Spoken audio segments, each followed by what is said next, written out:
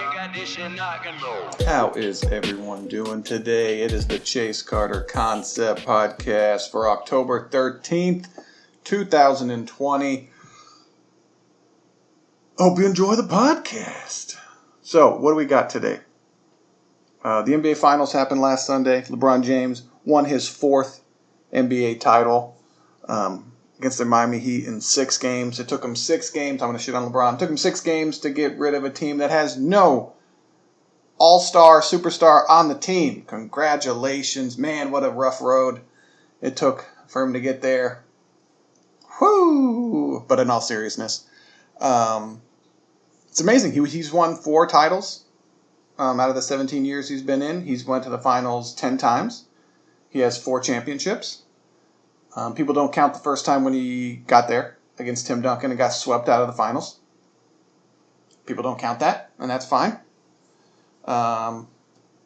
People forget a lot of stuff about every superstar, whether it be LeBron James or Michael Jordan. Depending on what case you want to present to the court being stupid friends on the internet, he's an all-time great player, and I just don't like probably second or third best player of all time. He has 4 titles. You can't ignore 4 championships. When he had 2, when you're a great player and you just have 2 championships, you're like, well, if you're that great, you would have won more. Because we have evidence of great players winning more than 2 championships. Then he got his 3rd one. Then he got his 4th one. And now it's like, okay. Your numbers back up your greatness. It's okay. And I don't know, just the way people are kind of shitting all over him. It's like you don't need to. He's a great player. Just because people are comparing him to Michael Jordan doesn't mean you need to insult him or cut him down a notch. Like he's the second, and then he's second greatest. Second, I would say second for me of all time. He's definitely the best player right now. And then people are saying, oh, he had a better career than Jordan because he played 17 years. What would you rather have, 17 years of him or 11 years of Jordan? And it's like I would take, my cats are meowing. My cats are meowing. Give me a second. You're always complaining. You meow to go out, 5 minutes later meowing to come back in. You're meowing for food. I give you food, and then you meow because it's not the right food. It's not the food that you had in your head.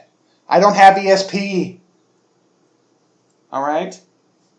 I want to hear it. You have water. You have food. You can go outside and inside whenever you want. Stop complaining. Anyway. Michael Jordan. LeBron James. Where was I? See? That's why. And it's a female cat. They always get, no matter what species they are, always mess with you. Always get you off track. Always trip you up. What was I going to say? Yeah, but people are shitting all over LeBron to try to prop up Michael Jordan. You don't have to do that to give him praise. You can just say LeBron James is the greatest player we have right now. Period. End of discussion. To say he's the GOAT, the greatest of all time, I would have to say no. Just because of how dominant Jordan was. Once he started winning. Once he got a cast around him. And then how he did it in one place. Which is more difficult, I would say. Granted, I've never won an NBA championship, a college championship, a high school championship. I have no idea what I'm talking about. But from the outside looking in, from the far distant outside, I have to use binoculars to see the inside. I would say staying with a team and writing it out with a team and not picking and choosing the best place and the best opportunity for me. And yet Jordan still won 6 titles, 2 three-peats. LeBron's never three-peated. People forget that. Michael Jordan three-peated. And the reason he wanted to three-peat is because Larry and Magic never did. They said, oh, okay, so Larry and Magic has only won back-to-back. Okay, well, I'm going to win 3 because they haven't. That's what's going to separate me from them.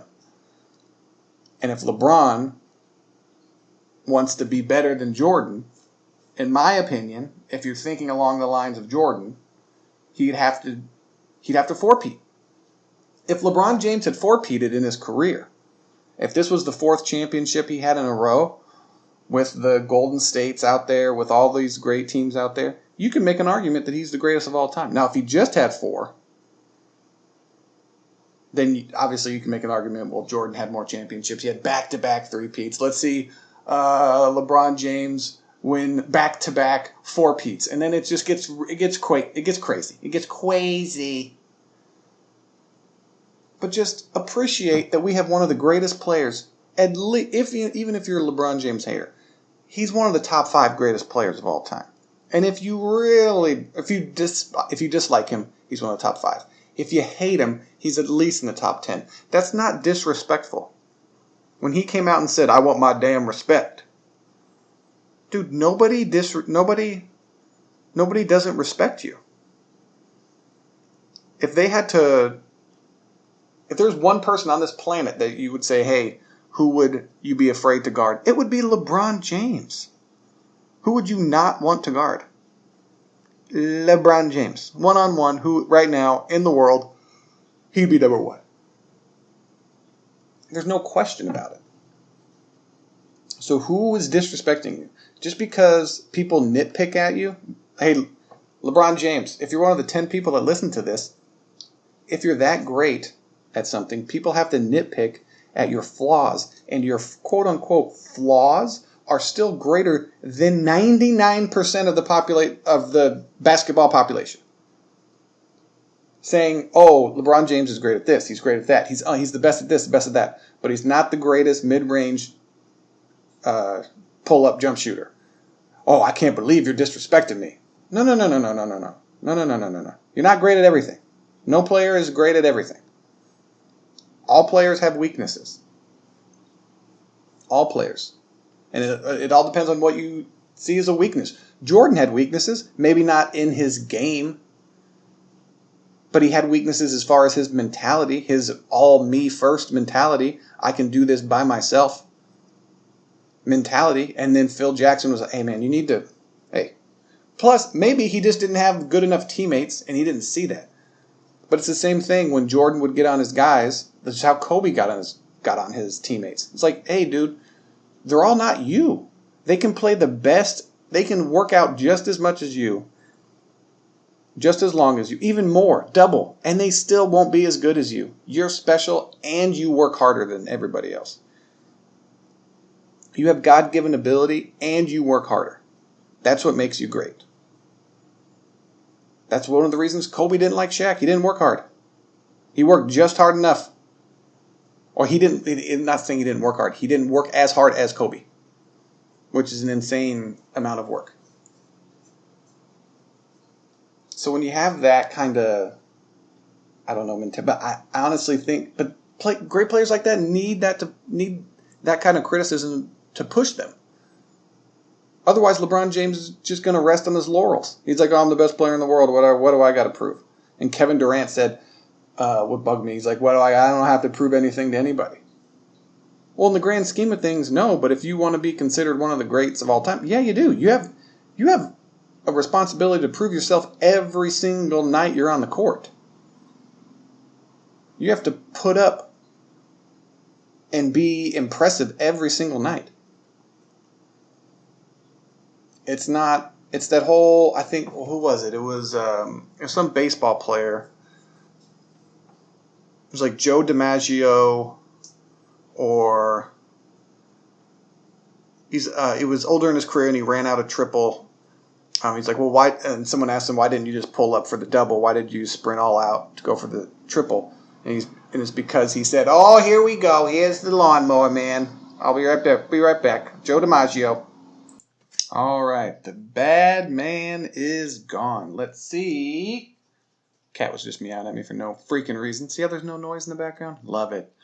I don't know where I was.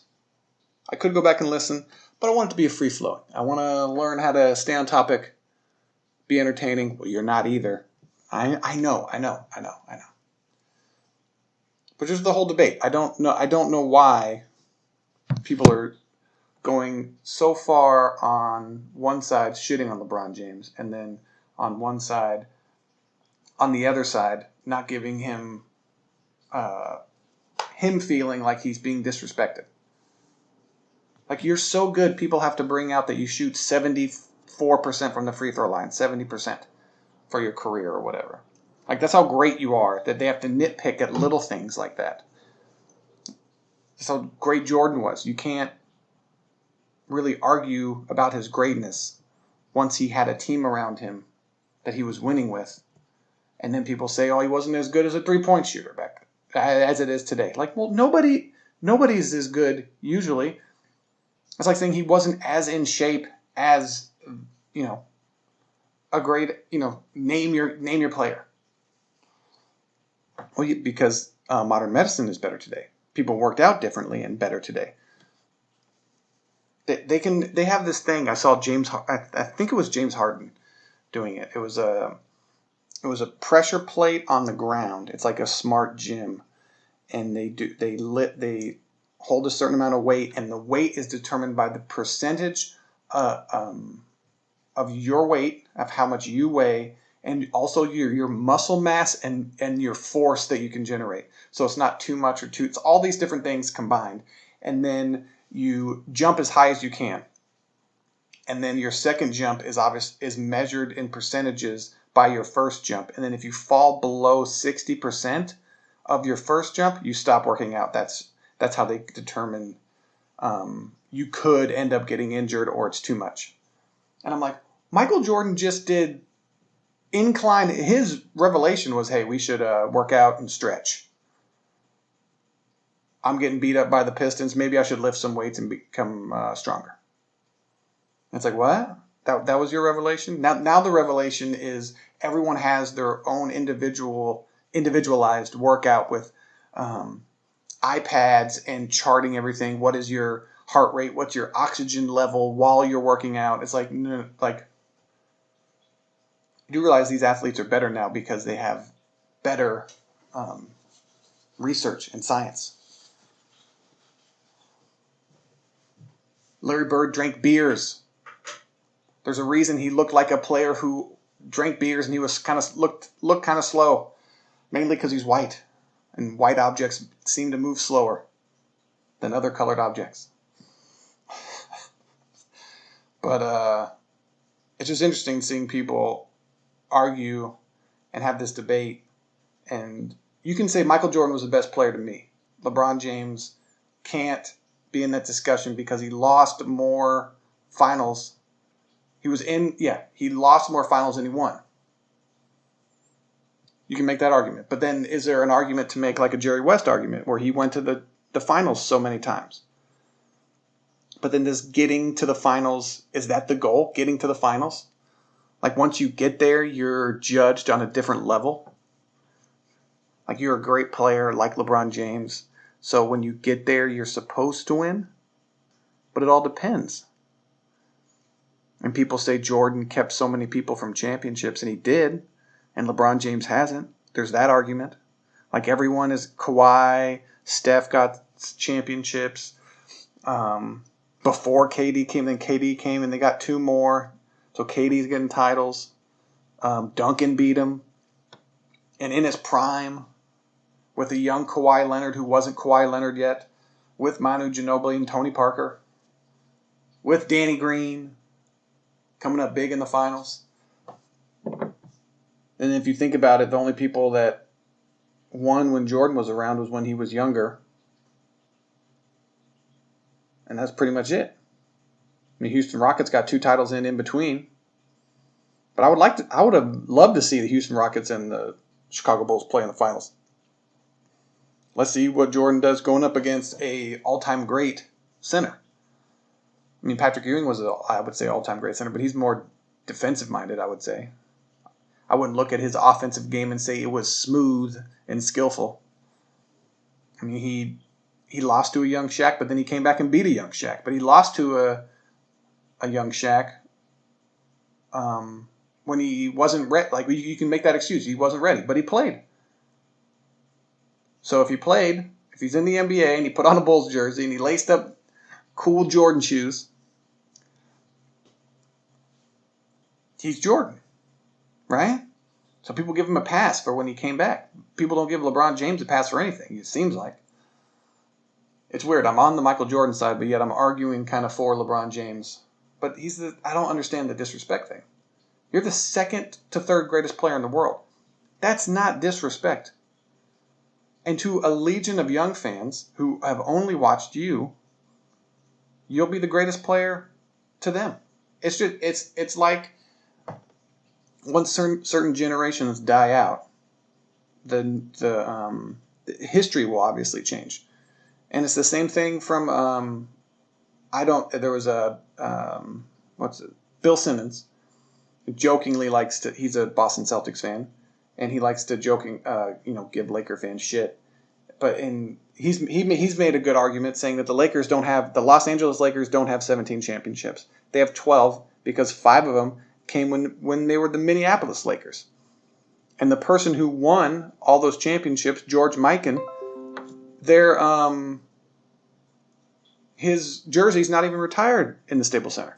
So they don't even acknowledge that man that won those championships for their franchise, but they acknowledge the championships. That's kind of weird. I didn't know that. I thought Mikan was up there.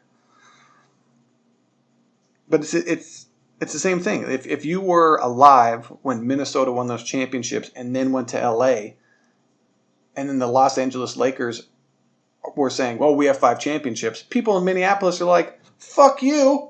We have 5 championships. We do. The Los Angeles Lakers, haven't won a championship until they obviously won championships. But all those people are dead. We don't hear from them. So if New York City went under and they had to move the New York Yankees for whatever reason to, let's say, Fresno, do the Fresno Yankees have 29 World Series rings? No, they don't. They don't. Stop claiming that your city, how many championships has your city celebrated? Then you can go by that. Go by that. Now, the Charlotte Bobcats, since they were still in Charlotte and they went to New Orleans, when they moved to New Orleans and won a championship, the New Orleans Hornets won a championship. New Orleans has that title. Not the city holds it. Not the team. Not the name on the team. Or even if you change the name of the team, it's still that team. The Oklahoma City Thunder do not have a championship. The team that they were, the Seattle Supersonics, used to. They had one. Doesn't make any sense. I think I heard another one. The St. Louis Hawks have a title. The Atlanta Hawks aren't viewed as an NBA championship team. Oh, they have one back in blah, blah, blah. They don't have that. But the Los Angeles Lakers do. Theirs count. But the other, no. It's like, how many titles have you won in your city? Chicago. 6. The Chicago Bulls have it. Chicago Bulls move. And they don't have 6 championships anymore. You can say, oh, they won 5 when they were this team. But it gets separated. Los Angeles does not, the city, we won 7 championships. No, we didn't. And stop saying we and us when you're talking about NBA and talking about teams. Fans are they're so dumb. They're so dumb. They get caught up and they think they're actually part of the team and they say we and us. I had an argument with one of my friends on the phone. It's not we and us. The only we. Do you work for the Lakers? And I don't even care if you're like a popcorn custodian. I don't even know if that's the right term. Popcorn vendor. That's the term. That's the word I was looking for. You can say we. You work for the Lakers organization. You work for them. Unless you're somehow involved in the organization, besides buying jerseys over and over and over again. You're not. It's not we. Just because you have a NBA 2K21 franchise and you're the Los Angeles Lakers and the real team won a championship, that's not you. You can be happy. I can't believe the team I rooted for won. I can't believe the team that I chose randomly, whatever it is. I'm randomly born in Los Angeles, so I'm a Lakers fan. I had another friend. She's when LeBron went to the Lakers and they were winning this past season. She's like, I'm so excited the Lakers are finally good again. First of all, the team that you root for has been good since the beginning of the NBA world. First off, whatever version, Minneapolis or the Los Angeles version. And she's like, I've been a fan. I was like, you're not a fan of the Lakers. One, I said that because she isn't, and one, I just like kind of being an asshole. She said, I can't believe I've been a fan. Oh, she's like, no, I've been a fan since I was little. I've been a fan. And I said, name 2 players on the Los Angeles Lakers. Name 2. Right now, 2. Current players. She named LeBron James and blah, blah, blah, blah, blah, blah, blah. You're not a fan. Not a fan. Name 3. Name 3 players. And that's the same argument my girlfriend and I had. I think I've talked about it before. Not argument, discussion. She's like, did the Boston Celtics beat the Miami Heat? No, they lost the last game. Oh, darn, I'm a huge fan of and I told her, name 1. Name a singular player on the team. No, you're a fan of the Celtics. You like this. Well, you like when the Celtics do good because you're from that area. That's what it is. You're not a fan of that team. You don't have any pull for that team. I remember when the Bulls lost to the Orlando Magic, when Nick Anderson stole the ball from Michael Jordan, and I was little, I cried. I had emotional issues when I was little. And still to this day, I love that team so much. I cried. I'm a fan of that team. Back then, I can name every player on that team. Now, I'm a little excessive. That might go overboard. But can you name 2 or 3? And I was little and stupid. And now I'm big and stupid. And I can still name a good 10 people on the Chicago Bulls. Now, granted, I don't know where they're at now. With the free agencies and all that they could Cristiano Freire, whatever his name is, he could be gone. I don't know. I don't keep track of the contracts and everything. But yes, I know Denzel Valentine. I know Kobe White. I know Lauri Markkanen. I know Wendell Carter Jr. I know these players. I know, Chris Dunn. And so I'm just sitting there, and I don't even watch them hardly at all. I watch them, and then I see how bad they are, and I get sick. Zach LaVine, I get sick. When we pay a guy like Zach LaVine max money when he's not a max player. Now, granted, do you need those players to even stay semi-relevant? Yes. I don't know what lane I'm going down. I was trying to talk about fans. Stay on topic. Stay on topic, Jay. Stay on topic. But the whole fans thing, you're not a fan unless you know, and this is just a very very small request from people who know a little bit about sports. I'm not going to go say I'm I cheer for the Chicago Bears. Because when I grew up, I love basketball. So the first team that I saw being great was Michael Jordan's Chicago Bulls. My imagination went, I didn't think a human being could do that on a basketball court. And watching all these videos, and they put all of his stuff in slow motion, he seemed like, oh my, he's this magical being. He's this incredible basketball player. I'm going to root for that guy.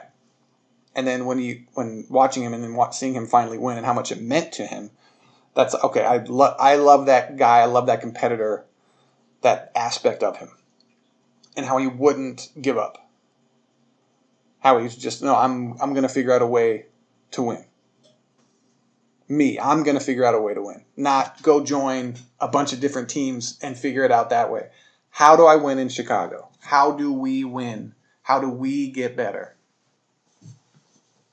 I don't get to pick and choose my destination and have it the easiest path.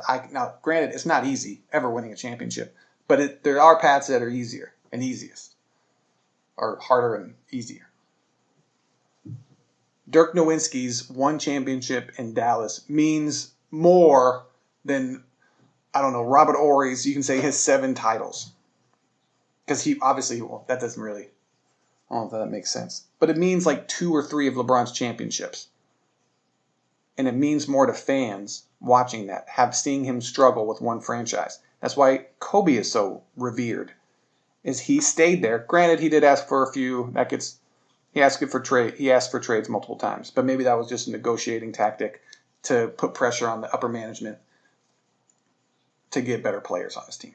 You can make that argument as well. Like, he wasn't leaving us, blah, blah, blah. It sure seemed like he was. But I don't know. I just think there are certain, like what Jimmy Butler did in these finals, I think means more because the struggle he went through, and obviously he wasn't on that talented of a team. They were just a bunch of good players who worked hard. Of really good players who worked, but to have like a natural talent, to be set like a 7-foot monster and just be taller and bigger and faster and stronger than everybody else. There's no God-given advantage that the Miami Heat had, really. LeBron has those God-given. Anthony Davis has. Now everybody else on the team, they fall in line with kind of the Miami Heat players, where they're just average players, average skills, but they may not work as hard or may not be as committed. Like Rajon Rondo is one of the reasons they won a championship, and he can't shoot. That kind of player is amazing. Alex Caruso, how does he impact the game? I'm going to get one offensive rebound at a critical point in the game when everyone else is kind of jogging back on defense. I'm going to crash the boards. I'm going to get a rebound, and this one possession could ultimately turn the tide in the championship. It's like, what? Yes. Those players. Those are the players that win championships. I don't know what argument I'm even making anymore, or if I'm making sense. But one of my friends, I said, is Jimmy Butler one of the top 10 players? Like, nobody has a 40-point triple-double in the finals against LeBron James and isn't one of the best players in the league, one of the top 10, 15 players. I'd put him in, like, seeing him do that. I think his ceiling is high, but I don't think he can ride at that ceiling very long. I think he has more peaks and valleys when it comes to his performance. I think he'll have 40-point triple-double, and then obviously he can't keep it up. Whether it be his body and him playing 47 minutes of a game, I don't think he can stay there on one day's rest. And then the next game he has 17, 8, and 7. And you're like, well, where was he? It's like, well, he can't. Most people can't do that. That's what makes LeBron great, Kobe great, Jordan great, Hakeem, all those players. They can consistently stay up there at the top. Like, the difference between a good, like a all-star and a superstar is consistency. Michael Jordan averaged 30 points for his career. That's impossible. Nobody's ever done it. And he came back and played with the Wizards when he was old ass man. And he still kept that average up, which is insane. If you think about back in Wilt Chamberlain, averaged 50 for a season. He didn't even average 30 for his career. It's like, what? How did he not do that? Oh, consistency. Night after night after night after night after night.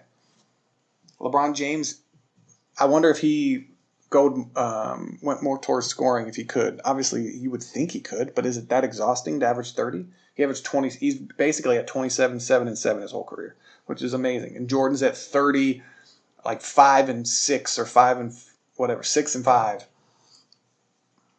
And LeBron James makes up those points in assists anyway. So basically they're participating in the same amount of points scored, around the same. It's just interesting. So like your top 10 players in today's game. Let me see. Let me look this up. Top NBA players 2020. I just want to see rosters, just so I don't forget anybody. Just so I don't forget anyone. LeBron is my number one, obviously. Then can you make the argument for Kevin Durant? He's injured. Does he get left off the list because he's injured? I would say he's 2. Healthy. Yeah. So let me make a little list here. I'm gonna do this live because I don't have anything else to do. I would say I want Kyrie. They put Anthony Davis 5th, James Harden 6th.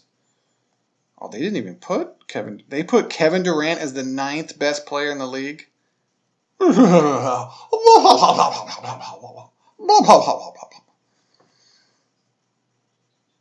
I'm going to do a deeper dive on this. So LeBron James is 1. I would want Kevin Durant. This is him being healthy, of course. KD. Who's 3rd? Who would I want 3rd? You got Kawhi there. You want Giannis, Kawhi. Steph, no, because he's smaller. You got Anthony, no. Jimmy Butler 7th. They have Luka. You can argue for Luka, Westbrook, Damian Lillard, Kyrie. See, then it's just a matter of opinion. So I would say Kawhi is 2nd or 3rd. This is from a defensive, offensive standpoint. Pascal Siakam, Trae Young, 17, Devin Booker. Okay, now we're getting into the weeds here. So, okay, we got, from my opinion, can I scroll through this and you show the actual pictures, please? So Leonard's gone. Giannis, I would say Giannis is 4th. I'm going to do so Giannis. Yeah, because Kawhi's better offensively. So next we want Steph, Anthony Davis, James Harden, Jimmy Butler, Luka. Damian Lillard, Westbrook, no. Kyrie, no. Jokic, no. It's like like someone who screams out at you. See, I wouldn't want Anthony Davis. Anthony Davis doesn't really change the. James Harden wasn't successful. I'd say right now, would you say Luka is the 5th best player in the league? Because Steph you can stop.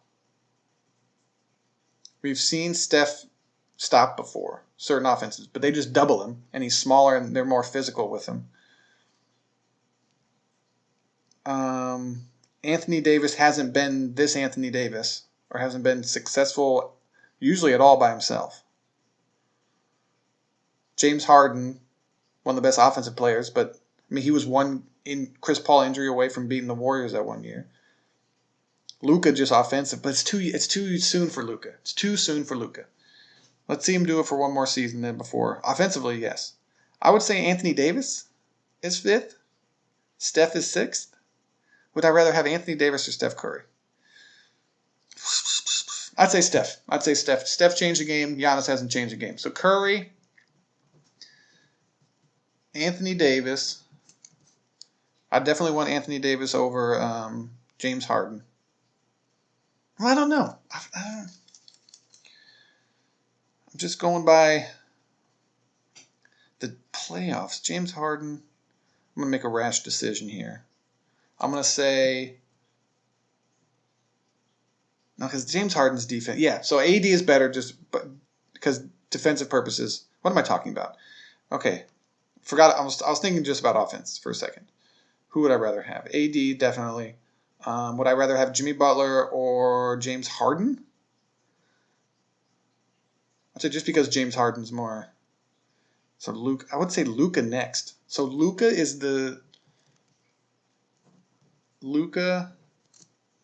Damian Lillard.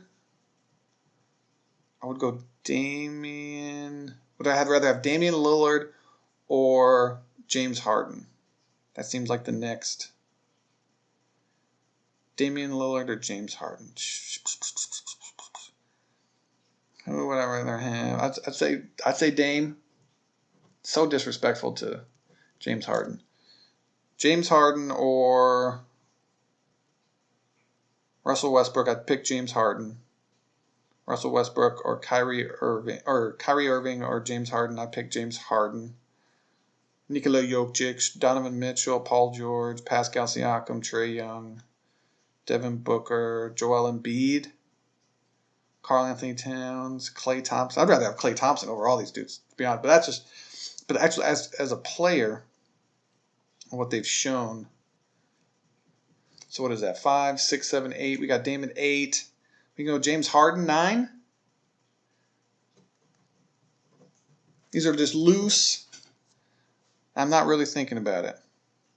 Okay, so this is where Jimmy Butler can get in here. So Jimmy Butler or Westbrook. I would choose Jimmy Butler over Westbrook.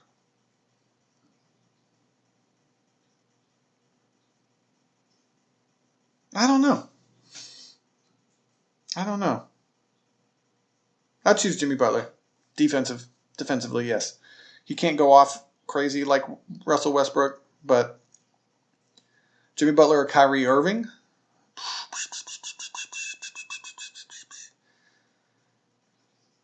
Obviously, Kyrie has much better offensive skills, but Jimmy Butler's better defensively. Who would I want? Kyrie hasn't won anything unless he's paired with the greatest player of all time. Nikola Jokic, Pascal, Trae Young, Joel Embiid. He hasn't won anything. Chris Paul, to be honest with you. Klay Thompson, Kemba Walker, Jason Tatum, LaMarcus Aldridge, CJ McCollum, Ja Morant, DeMar DeRozan. Okay, now we're getting in the 30s. So, I don't know. This is more difficult than I thought for a second. So it's Jimmy Butler. I can't believe Jimmy Butler just put himself in this. Before these finals, he wasn't even mentioned in here. Like Jimmy Butler led his team to the final. Jimmy Butler is the 10th best player in the NBA. He took his team to the finals. He went toe-to-toe with LeBron James. Took that team and Anthony Davis, by the way. The whole team is geared to stop him. He still almost averaged a triple-double. And he went to the finals in the bubble. People are giving LeBron James credit for winning a title in the bubble. I'm giving Jimmy Butler credit for taking his team to the finals in the bubble and took 2 games out of the Los Angeles Lakers when everyone else took 1 game. Westbrook had a chance to win 1 game or more than 1 game, couldn't do it. Damian Lillard had a chance to win more than 1 game, couldn't do it. Like, would you have it? I don't know. Yeah. With this version of Jimmy Butler. Now, I think I don't know. Jimmy's 10.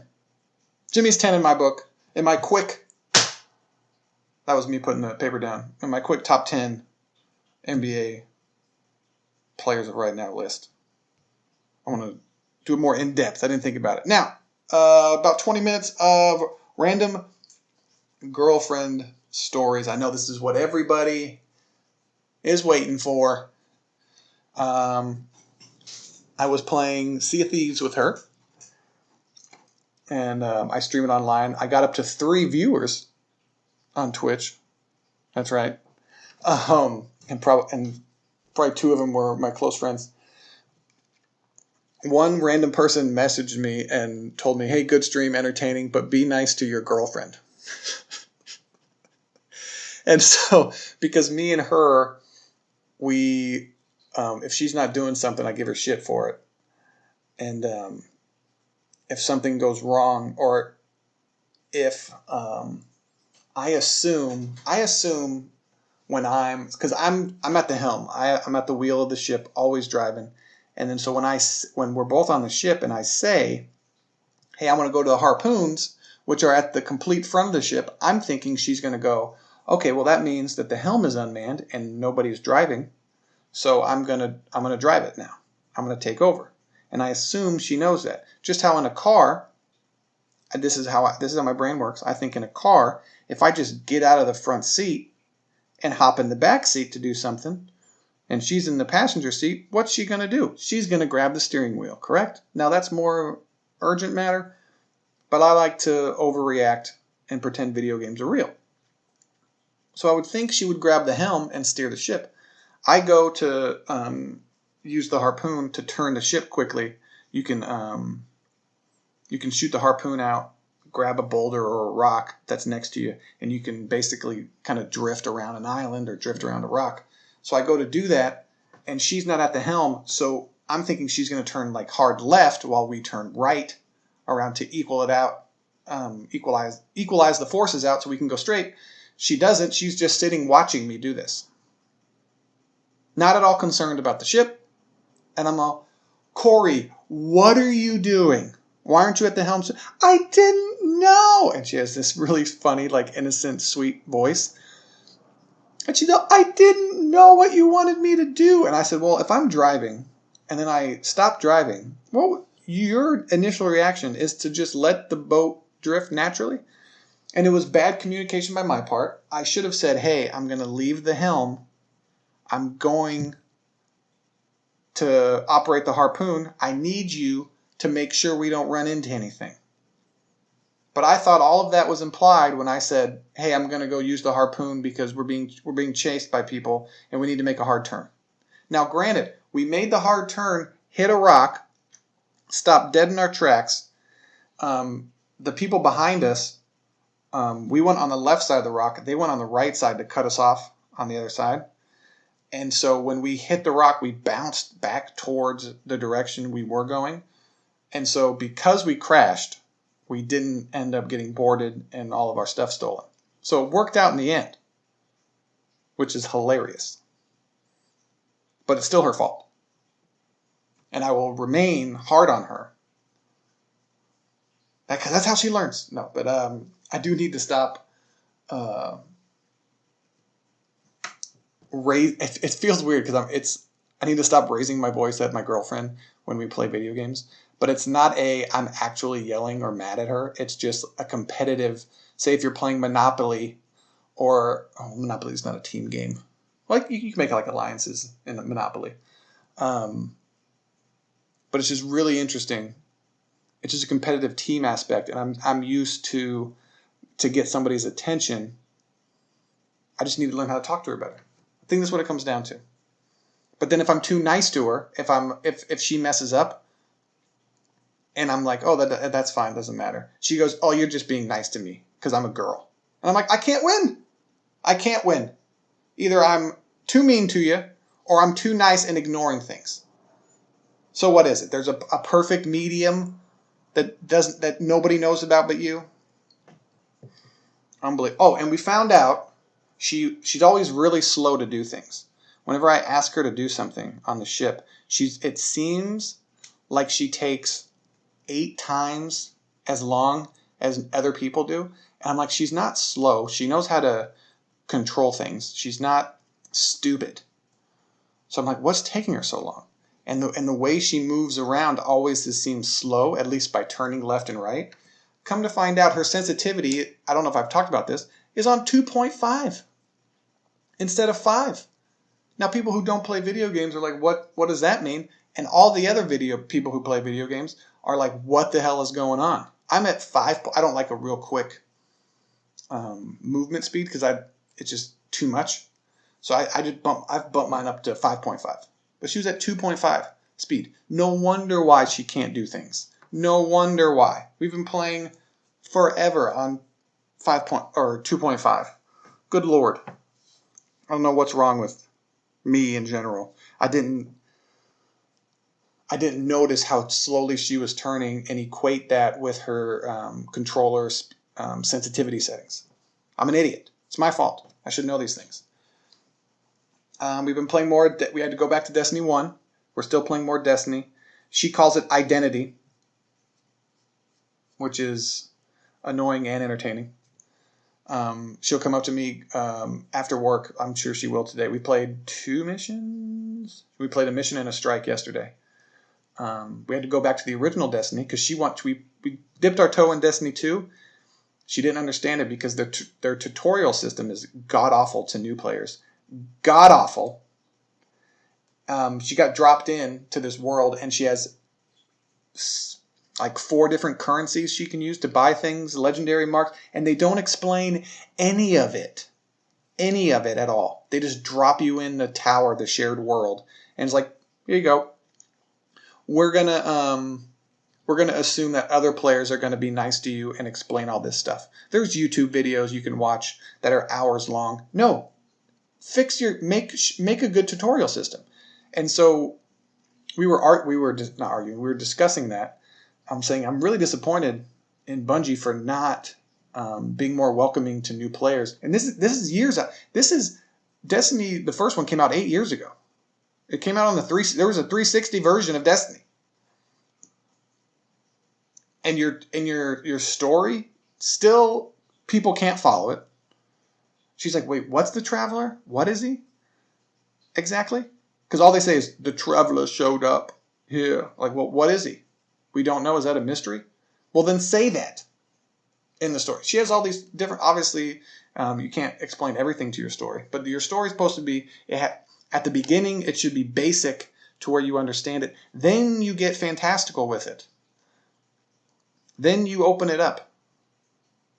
It's when Game of Thrones was started on TV. They didn't add all this magical stuff and dragons till later, and that was still hard to understand. All the people and all the different factions and all the characters.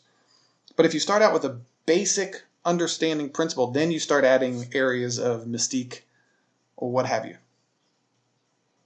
As a person who's never written a full story in my life or made a video game, fix it.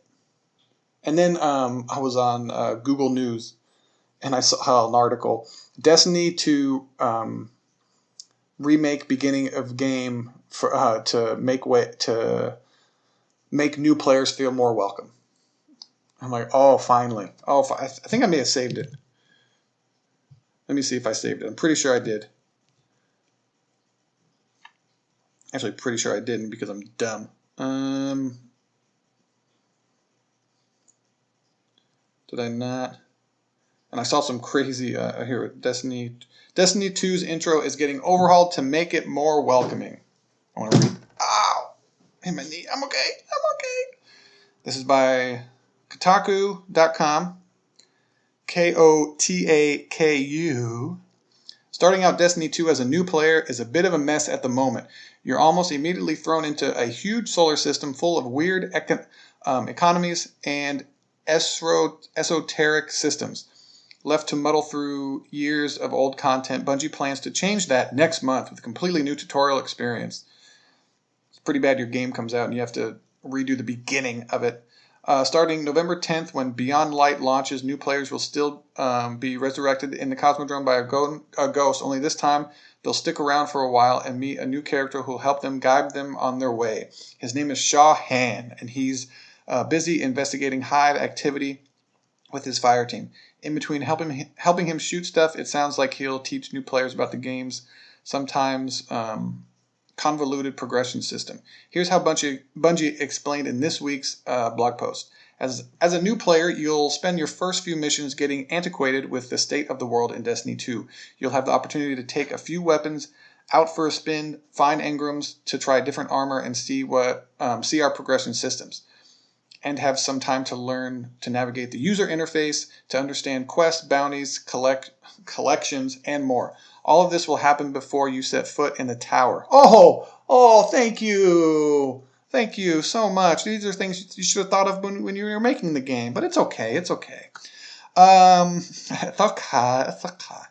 of this will happen before you set foot in the tower, and our hope is that this refreshed new light experience will give a much warmer welcome to Guardians as they play Destiny 2 for the first time. It's nice to, and then that's and the quote, and then back to the article, back to the writer. It's nice to hear that Destiny's 2 onboarding experience is getting a bit of structure, even if it's still unclear what the entirety of its free-to-play early game will consist once of a bunch of content that gets vaulted in a few weeks. The Cosmodrome, a graveyard of old Russian spaceships and missile silos, is one of the series' best locations and worth the extra stay. Bungie also points out that this time around the location will come with some new stuff, including underground lost sectors that didn't exist in the first game. Mods are also changing beyond new light hits. It's nothing super drastic, but things like reload mods will be buffed, so the effect is more noticeable. Power trap, yeah. So I don't understand. This game is now if they just want to redo the game and make it fresh, I understand that. But recreating the beginning of the game because it's not understandable, you don't get it. It's kind of mind blowing. Like that should be the first. I don't know, the first part of it. That should be the most important part, I would say. So that's what her and I are. We're still plugging away at Sea of Thieves, obviously. But it's just fun to play games with her, get her opinion on things, what's fun, what's not fun. She likes auto rifles in Destiny. She doesn't like sniper rifles or pulse rifles where it shoots 3 bullets at once, like burst fire weapons. She just likes to point her gun at something and just hold down the trigger. And now, granted, she does not get any precision kills. She wonders why she never gets the precision kill bounty. There's a reward for killing 30 enemies with headshots, and she never gets that, and she wonders why. I'm like, you have to use a precision weapon. Or burst fire your auto rifle. Just tap the trigger. I don't like that. It's not fun for me. Well, then you're not going to get the thing that you want. You're not going to get it. Typical woman. She wants to do what she wants to do, nothing else, and have everything awarded to her. You don't have to be a complete asshole, Chase. I'm going to make everything about sex. I'm going to. Not sexual orientation.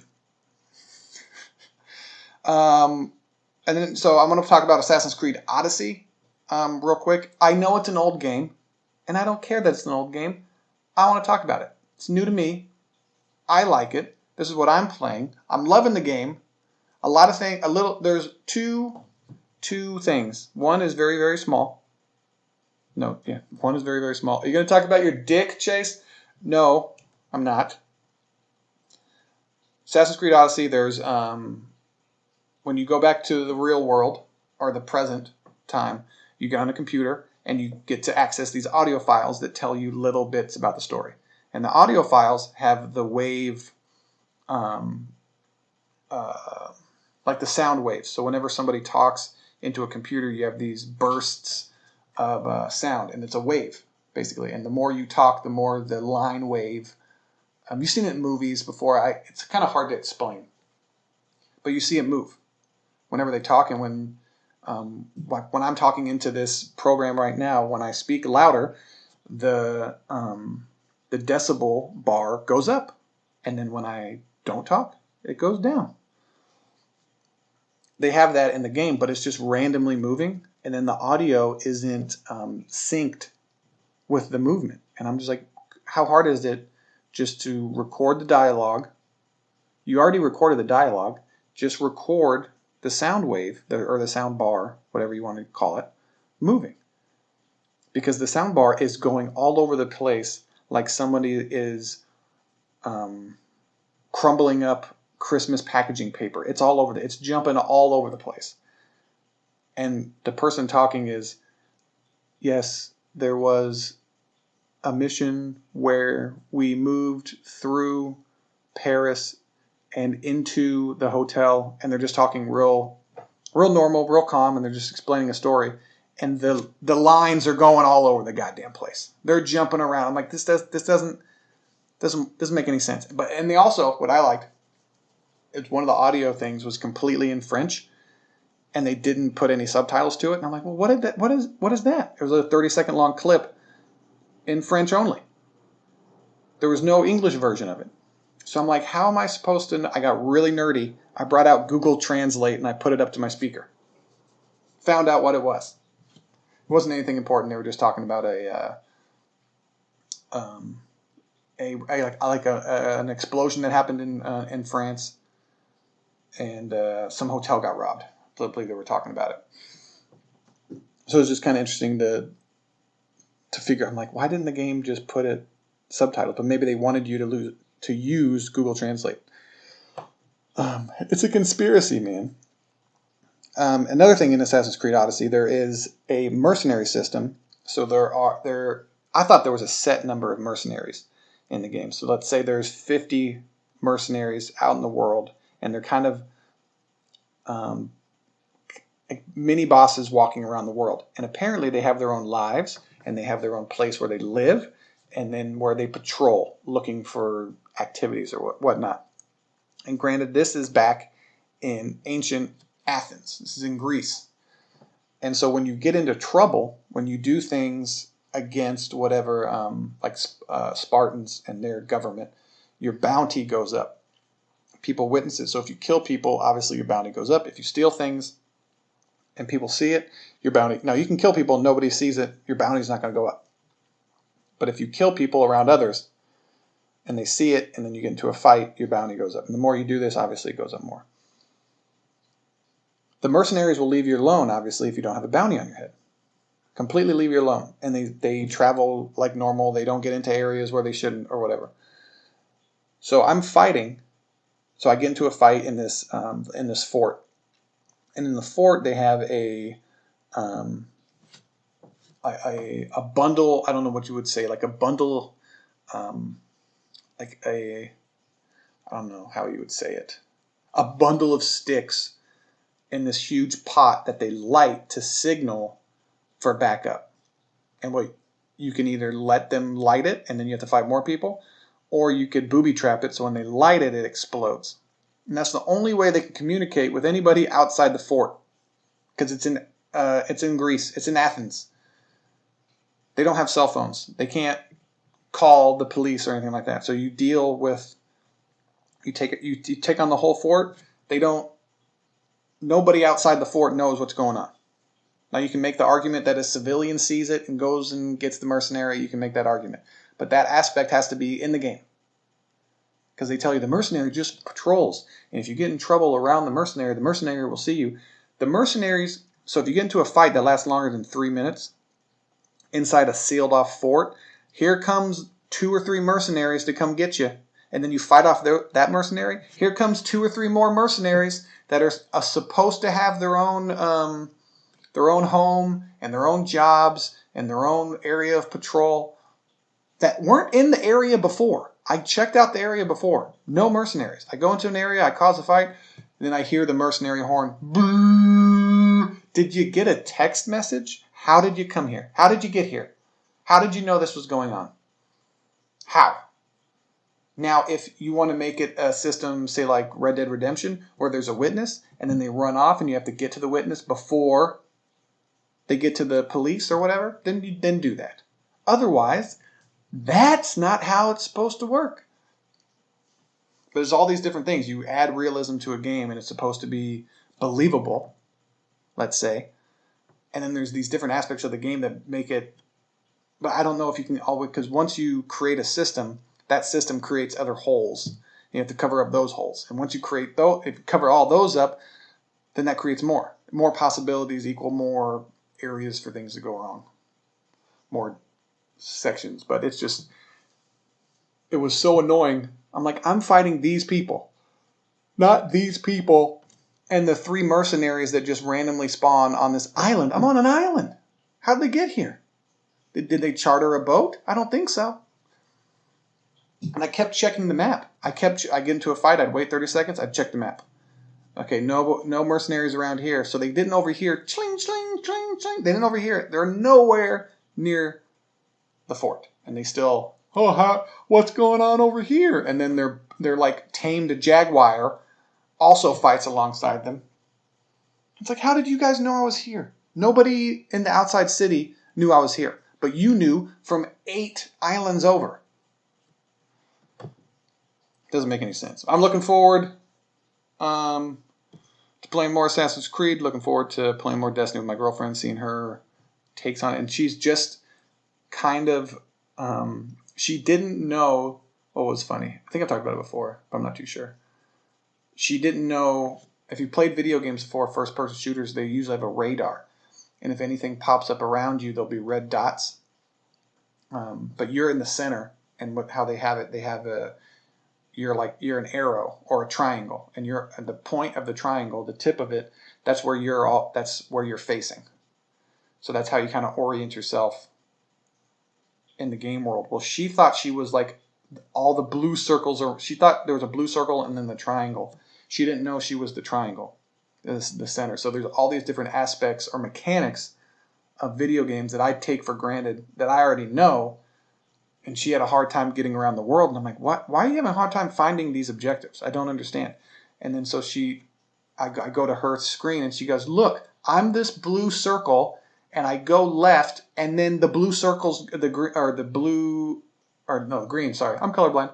The green circle is gone. Where did it go? Where did I go? I'm like, no, you're the light blue triangle on the radar that never moves. That's never goes around. You're always that. She goes, oh. And then she started navigating better. So now I'm just like, now I want to explain the different, but now I think I'm over explaining because she goes, I know. And I'm like, well, you can't say you know in a condescending voice when you didn't know how the radar worked. Okay, very simple. But anyways, that's been an hour of the podcast. I hope you enjoyed it. Again, this is October 13th, 2020. This has been the Chase Carter Concept Podcast, and I will check in with you next week. Thanks for listening.